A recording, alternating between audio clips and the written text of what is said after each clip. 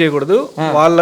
వాళ్ళ సొంత కస్టమర్స్ కి వాళ్ళ సొంత ఫ్యామిలీ డెవలప్మెంట్ చేసుకునే దానికి మాత్రమే ఉపయోగించాలి. ఎందుకు పెట్టినారు ఇట్లా స్ట్రిక్ట్? ఇంతకుముందు లేదు ఇట్లా స్ట్రిక్ట్ ఎందుకు పెట్టినారు అసలు?